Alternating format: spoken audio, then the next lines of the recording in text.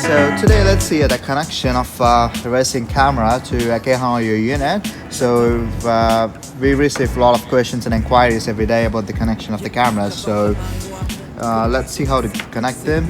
So this is the cable that you're going to receive with the HD camera. This end goes to the unit, so the other end goes to the camera back. So let's get started with one end. So if you take a look at the unit plugs here, we didn't plug the whole cable, so to just make things simpler. So this is the camera adapter. So we have to plug this into that cable adapter, which says reverse video out. You'll be receiving this in the package. So this is the reverse trigger wire. You have to find a cable in the main power harness which says reverse. 1 second.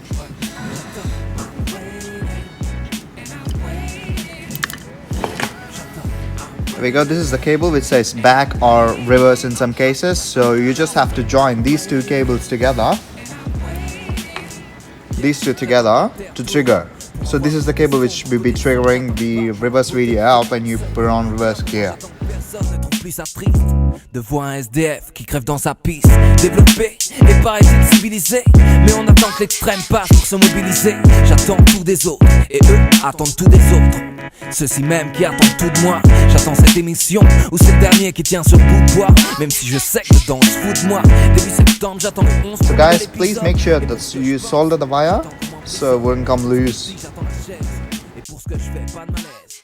And there we go, and that's done.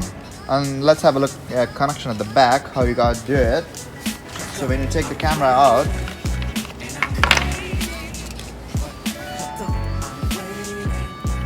so these are the two plugs that you need to connect them together. Obviously yellow goes to the yellow, and this is the power.